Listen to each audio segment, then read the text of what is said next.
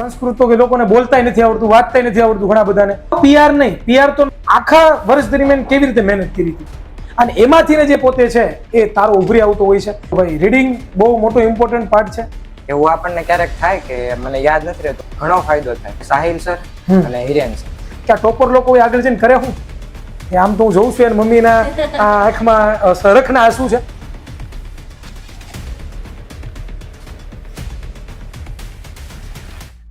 નમસ્કાર વિદ્યાર્થી મિત્રો, કેમ છો? મજામાં? વિદ્યાકુલ ગુજરાતી ઉપર આપ સર્વનું હાર્દિક સ્વાગત કરવામાં આવે છે. વિદ્યાર્થી મિત્રો, તાજેતરની અંદર જ ધોરણ 10 ની પરીક્ષા પૂર્ણ થઈ હતી અને ગુજરાત સરકારે આ વખતે વહેલા હાર છે એ રિઝલ્ટ પણ બહાર પાડી દીધા હતા અને ધોરણ 10 ના રિઝલ્ટ હજી તાજેતરની અંદર જ આવ્યા છે અને એમાં ઘણા બધા બાળકો એ છે એ પોતાના સપનાઓ સાકાર કર્યા છે, પોતાના માતા પિતાઓના સપનાઓ સાકાર કર્યા છે અને એવા જ એક વિદ્યાર્થી આપણી સાથે આજે છે. તો આપણે પહેલા એમનું નામ પૂછીએ, એમને કેટલી ટકાવારી ધોરણ 10 ની અંદર પ્રાપ્ત કરી છે અને સૌથી વધારે માર્ક્સ કયા સબ્જેક્ટમાં છે એમના વિશે જાણીએ. તો જણાવો તમારું નામ, તમારા ટકા અને તમારા સૌથી વધારે માર્ક્સ કયા વિષયમાં છે. મારું નામ ધામેલિયા પરમ હરેશભાઈ છે. મારે 95% છે અને 99.41 પીઆર છે. બરોબર. અને સ્ટાન્ડર્ડ મેથ્સ અને સંસ્કૃતમાં મારે 100 માંથી 100 માર્ક્સ હોય હોય ભાઈ, સંસ્કૃત જેવો વિષય ભારેખમ સાહેબ, આમ તો જોવા જઈએ 100 માંથી 100 એટલે સંસ્કૃત તો કે લોકોને બોલતાય નથી આવડતું, વાંચતાય નથી આવડતું ઘણા બધાને અને એમાં એ પોતે 100 માંથી 100 લાવ્યા છે. અને ટકા તમે કેટલા કીધા? 95% હો, પીઆર નહીં. પીઆર તો 99.99 છે ને, 99.41 પીઆર છે અને 95% છે. હકીકતમાં જોવા જઈએ ને તો અવડું મોટું રિઝલ્ટ લાવવું એ કઈ નાની વાત નથી અને આની પાછળ એને ઘણો બધો સંઘર્ષ કર્યો છે. આની પાછળ ઘણી બધી એને મહેનત કરી છે, એમના માતા પિતાની પણ ઘણી બધી મહેનત છે. તો બીજો મારો સવાલ તમારા પ્રત્યે એવો છે કે આખા વર્ષ દરમિયાન કેવી રીતે મહેનત કરી હતી? સવારે હું 6 વાગે જાગતો, પછી સ્કૂલ 12 વાગે સ્કૂલેથી પાછો આવતો, પછી પાવર નેપ 2 વાગ્યા સુધી બરોબર જમીને, પછી 2 વાગે ટ્યુશન, 5 વાગે આવીને પછી 7 વાગ્યા લગીમાં હોમવર્ક ને એવું બધું થઈ જાય. બરોબર. પછી રીડિંગ. ઓકે, સરસ. બહુ જોવો તમે કે ભાઈ મેં ઘણી વખત વિદ્યાર્થીઓને કીધું હોય છે કે જે લોકો ટોપર હોય કે જે લોકો સૌથી સારામાં સારા માર્ક્સ લાવતા હોય એ કઈ અલગ નથી કરતા. એ જે વસ્તુ કરવાની કીધી છે એમના સ્કૂલમાંથી, એમના ટ્યુશનમાંથી, એમના જે શિક્ષકો છે દ્વારા જે માર્ગદર્શન આપવામાં આવ્યું છે એ જ પ્રમાણે પોતે કામ કરે છે અને એમાંથી જે પોતે છે એ તારો ઉભરી આવતો હોય છે અને એમાંથી જ છે એ હીરો ઘસાઈને બારો આવતો હોય છે અને આજે ચમકે છે આપણે જોઈ રહ્યા છીએ. બીજું એ મારે તમને પ્રશ્ન એવો પૂછવો છે કે જ્યારે પણ આખું વર્ષ દરમિયાન તમે મહેનત કરતા તો એક દિવસનું તમારું જે શેડ્યુલ છે એ વાંચન માટે કેવી રીતું કે જ્યારે પરીક્ષા તમારી ચાલુ થવાની હતી ત્યારે પહેલાની વાત છે? પરીક્ષા શરૂ થવાની હોય ત્યારે હું વહેલા ઉઠી જતો 2-3 વાગે. બરોબર. પછી રીડિંગ, પછી પરીક્ષા આપીને આવું. બરોબર. પછી સુઈ જાવ 2-3 કલાક, પછી રીડિંગ જ થાય આખો દિવસ. ઓકે, જો ભાઈ રીડિંગ બહુ મોટો ઇમ્પોર્ટન્ટ પાર્ટ છે.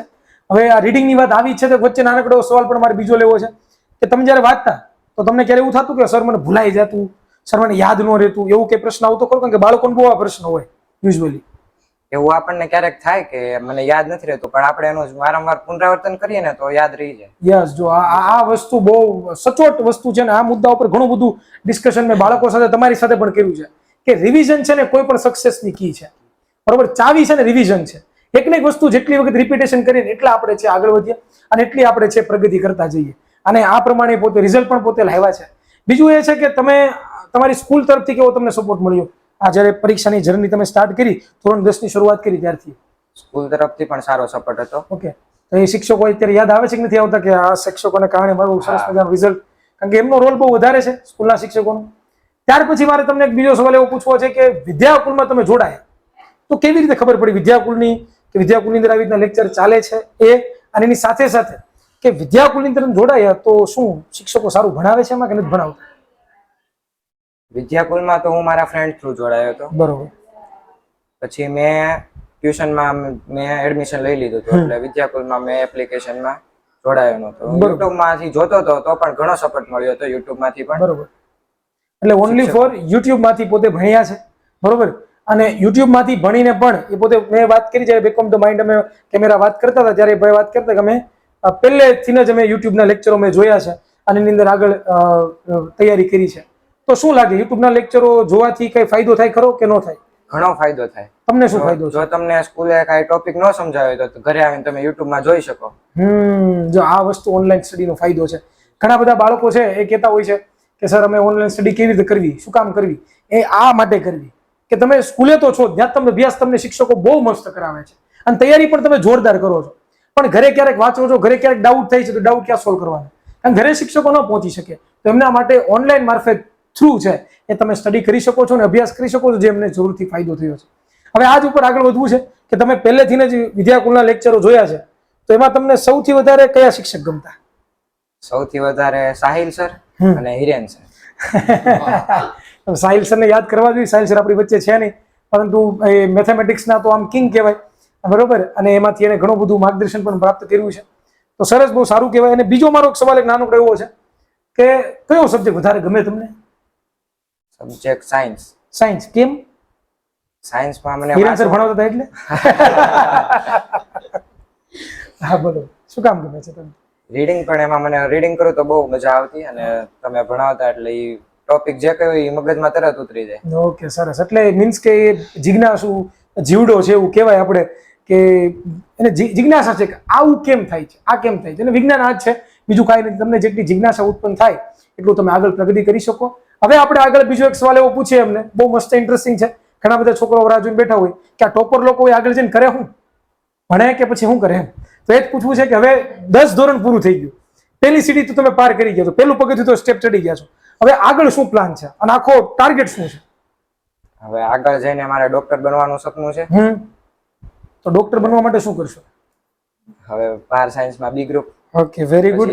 મહેનત કરીને તેમાં પણ આ પ્રમાણે મહેનત કરીને ગવર્મેન્ટ કોલેજમાં એડમિશન લેવું છે. અને ડોક્ટરમાં સ્પેસિફિક કઈ વિચાર્યું છે કે મારે આંખનો, ગળાનો, નાકનો, કાનનો ડોક્ટર બનવું છે?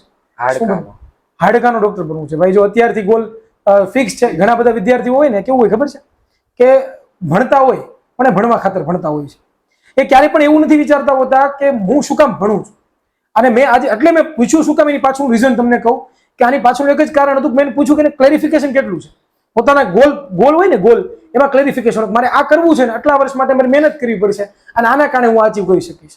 તો આ જ વસ્તુ છે વિદ્યાર્થી મિત્રો, તમને પણ હું જાણ કરાવું છું કે એક ગોલ સેટ કરો કે આ કરવું છે. હવે એના માટે મારે શું કરવું પડશે, એ જો તમે ફોર્સ કરશો તો તમારી જે સફળતા છે તમને જરૂરથી મળશે. અને ટૂંક જ સમયની અંદર તમે જે તમારા સપનાઓ જે મનની અંદર ધારેલા છે, તમારા માતા પિતાના જે સપનાઓ છે, એ જરૂરથી તમે છે એ સાકાર કરી શકશો. હવે માતા પિતાની વાત આવી છે તો માતા પિતાનો પણ બહુ મોટો રોલ હોય છે. અને એમ કહેવા જઈએ તો ઘણી વખત આપણે સાંભળતા હોઈએ છીએ કે પૃથ્વી ઉપર ભગવાન બધી જગ્યાએ પહોંચી નથી શકતો, એટલે એમણે માતા પિતાની રચના કરી છે. એમના મમ્મી આપણી સાથે છે, એમના કાકી આપણી સાથે છે, એમના ફઈ પણ આપણી સાથે છે, અને એમના બા, બરોબર, એમ તો વ્યાજ છે એટલે વધારે આજે રાજીપો પ્રાપ્ત થયો હોય છે. તો ખાસ કરીને ભાઈને જ સવાલ પહેલા પૂછીએ અને પછી એમના પેરેન્ટ્સ સવાલ પૂછીએ કે માતા પિતાનો રોલ શું તમારા જીવનમાં? માતા પિતાનો રોલ તો ખૂબ અગત્યનો છે ભાઈ. ખૂબ જ અગત્યનો છે. શું કામ? હું સવારે જાગતો ને તો અલાર્મ મૂકીને સૂતો તો ક્યારેક હું ન પણ જાગું તો એ મને જગાડતા. બરોબર. અને જયારે પરીક્ષા હોય તો 3-4 દિવસનો ઉજાગરો હોય, પછી ઊંઘ તો આવવાની જ છે. 100%. તો પછી ક્યારેક વાંચતા ઊંઘી ગયા હોય તો એ જગાડે. જો આ તો બહુ નાની વસ્તુ છે. એ ભાઈ ખાલી એટલું જ જોયું છે, પણ હું તમને કહું કે એક માના પેટની વેદના હોય ને, શું હોય કે મારું બાળક સર્વશ્રેષ્ઠ પરિણામ જાહેર પોતે લાવે, એના માટે એને ઘણા બધા સંઘર્ષો કર્યા છે, વહેલા ઉઠ્યા છે એમના માટે જમવાનું બનાવ્યું છે, એમની સાર સંભાળ રાખી છે, બીમાર ન પડે એના માટે પણ ઘણા બધા પુરુષ પ્રયત્નો કર્યા છે. એટલે એક જીવનમાં માતા પિતાનું મહત્વ બહુ છે, અને જો એ છે તો એ આપણા માટે બધું છે, સર્વસ્વ આપણું એ જ છે. હવે એની જ સાથે સાથે બીજો એક સવાલ ઇન્ટરેસ્ટિંગ છે, એવો છે કે માતા પિતાની તમે વાત કરી તો જ્યારે તમારું રિઝલ્ટ આવ્યું તો તમે તમારા મમ્મીને બતાવ્યું છે, તમે તમારા કાકીને બતાવ્યું છે, તમે તમારા ફઈને બારે બતાવ્યું છે, તેના આમ કેવો હરખ થયો તો, એમને કેવો આનંદ થયો તો, એ જરાક જણાવશો? એમના બા આપણી સાથે છે, બહુ ઉત્સાહી છે, તો શું એક્સપ્રેશન હતા મમ્મીના? બધા ખૂબ જ આનંદિત હતા. આનંદ. ઠેકડા મારતા હતા કે નહોતા મારતા? મારા જે અંકલ છે એના આંખમાં આંસુ પણ આવી ગયા હતા. બરોબર. અંકલ એટલે હરખના આંસુ છે, બરોબર. અને બહુ સરસ તમે મહેનત કરી છે એ બાબતે. હવે બહુ તમારો ગોલ પણ સારો છે, અચીવમેન્ટ પણ સારું છે. હવે આપણે એના પેરેન્ટ્સ પણ, એના મમ્મી પણ છે, એમની સાથે એના બા પણ છે, એમની સાથે આપણે થોડા ઘણા 2-3 સવાલો કરીએ, કારણ કે એનું બહુ મોટું યોગદાન છે. 100% મહેનત છોકરો કરે ને, એમાં 50% એમના માતા પિતાની મહેનત હોય છે, બરોબર. તો 2-3 નાનકડા એવા સવાલ તમને પૂછત કે અઘરા નહીં પૂછું કે ભાઈ સાયન્સ મેં કદો સવાલ બોલે એવું નહીં પૂછે, નોર્મલ સવાલો તમારા બાળકના જ છે. એમના મમ્મી છે આપણી સાથે, તેમના મમ્મીને એક ઇન્ટરેસ્ટિંગ સવાલ પૂછે કે આવડું સારું પરિણામ આવ્યું તો શું તમને લાગે છે કે એને મહેનત કરી પ્રમાણે પરિણામ મળ્યું છે? હા, અમને લાગે છે. એ આમ તો હું જોઉં છું એને મમ્મીના આંખમાં રખના આંસુ છે.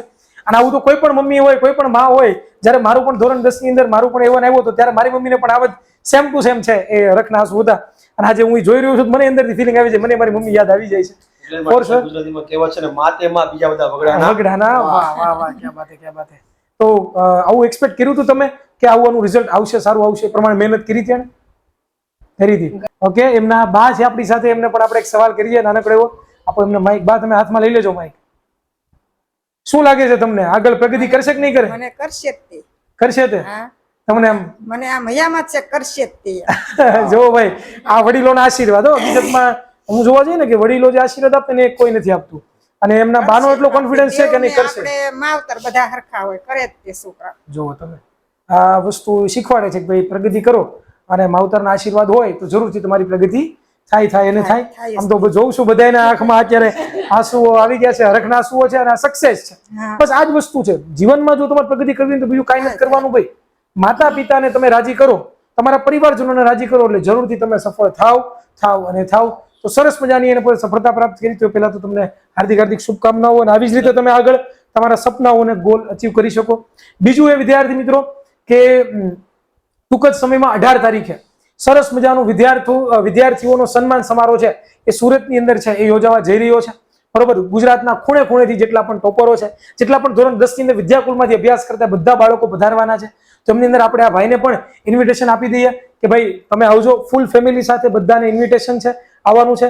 અને પધારશો તો ગમશે ને, ત્યાં પણ તમારો સન્માન સમારોહ રાખેલો છે. તો વિદ્યાર્થી મિત્રો, તમને પણ ઇન્વિટેશન આપવામાં આવે છે અને તમે પણ જરૂર જણાય તો પધારજો. બહુ જ મજા આવશે. સાથે મળીશું, તમારી સાથે સેલ્ફી લેવી છે, તમે જે મહેનત કરી છે એની સક્સેસ સ્ટોરી અમારે સાંભળવી છે.